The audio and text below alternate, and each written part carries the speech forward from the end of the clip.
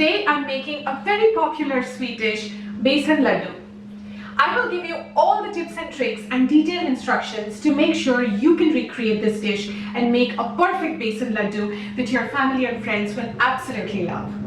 My channel, all about easy to follow and easy to implement, ingredients always displayed on the right and highlighted for each step.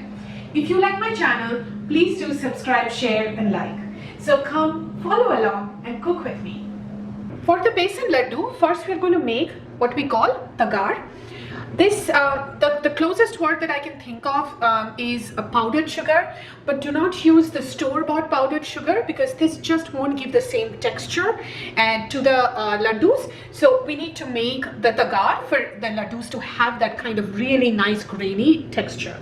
For that we need 1 cup of sugar. This is about 220 grams, 1 tablespoon of ghee and 1/3 cup of water.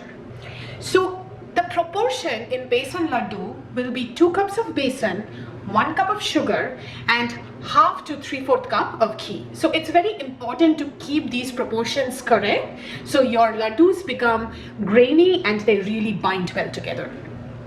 I'm going to add the water and the sugar.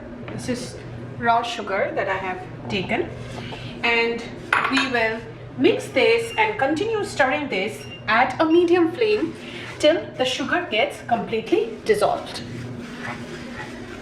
So as the sugar is getting dissolved, if there are impurities in the sugar, then you can always add a teaspoon of milk. That will help separate the impurities and then you can take those out. So as you can see, the sugar is now completely dissolved in the water. It took me about 10 minutes, but it will depend on your flame intensity. Now we will add the ghee and completely lower the flame. What the ghee will help in doing is it help in preventing lumps that can form as the sugar binds and becomes powdery. And now just continuously keep stirring this till you can see the sugar turning powdery or our tagar gets formed. But make sure you keep the oven at really low, otherwise the sugar will start getting cooked, which we don't want.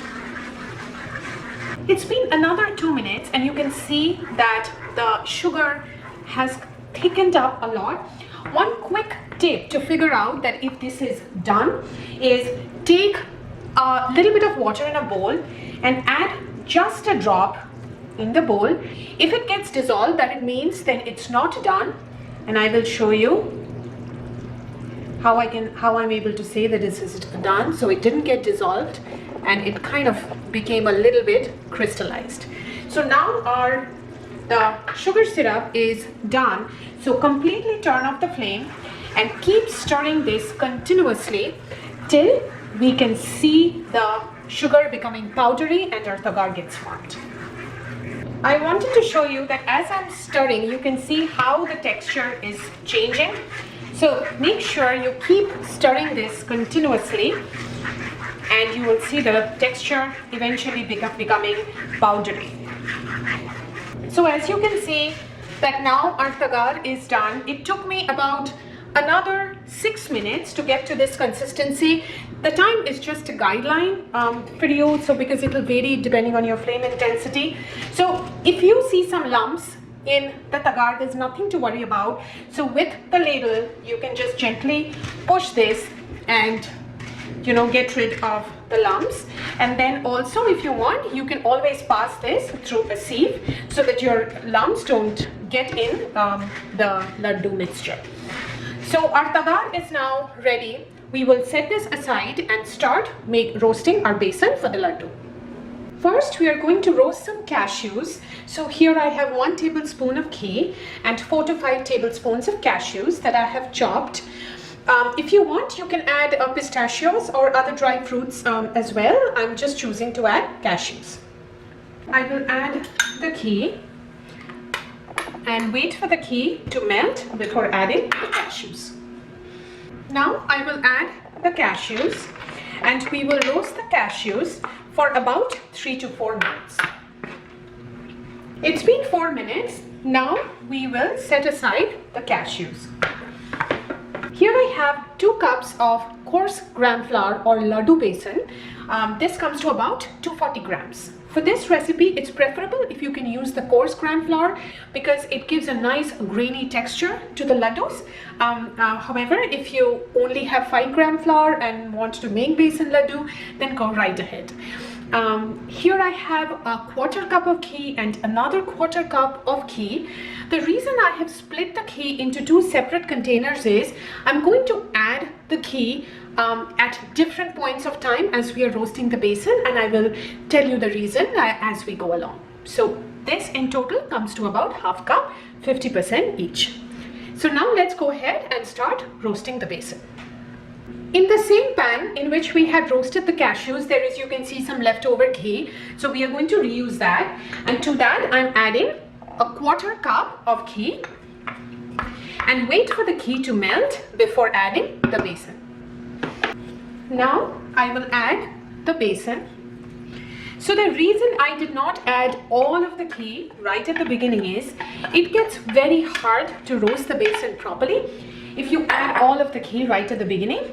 So now make sure you lower the flame and at a low to a medium low flame, continue stirring the besan till you can see a slight change in color and a slight aroma coming. So this process takes about 5 to 6 minutes. But make sure you keep stirring this continuously.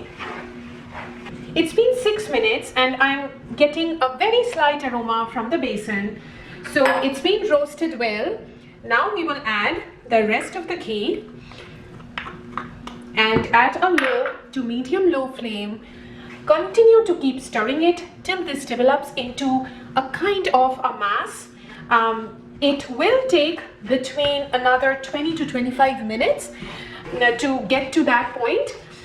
However, you have to make sure that you keep stirring continuously. You cannot stop stirring, unfortunately, because the besan gets burnt very, very quickly, and so it's just very important to keep stirring continuously.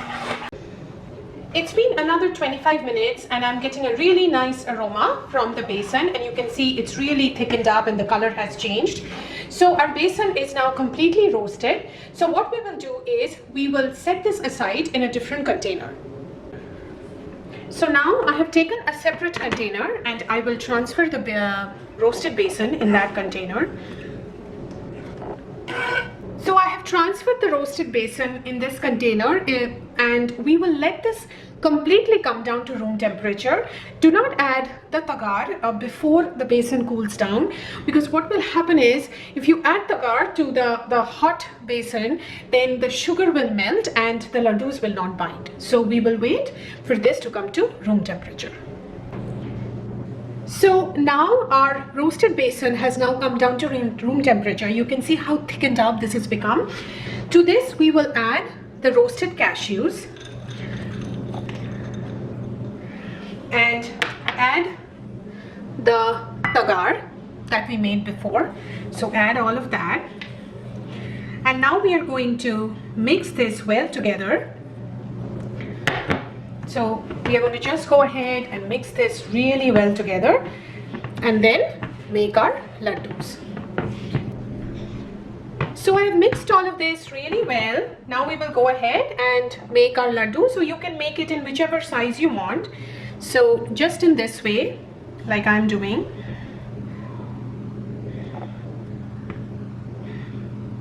So you can see how nicely this is binding. So if you just follow the proportions, and then your ladoos will also bind really well.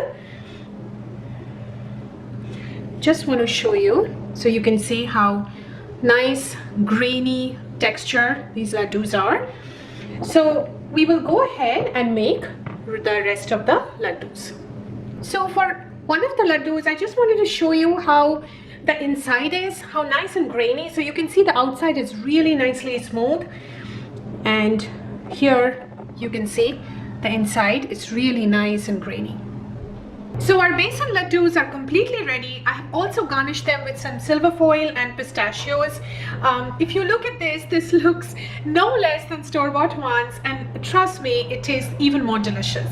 So please follow my recipe in the exact proportion and the instructions I gave, and I promise you your besan ladoos will not only bind but just taste super yummy. Thank you so much for watching my channel and hope you really enjoyed the recipe.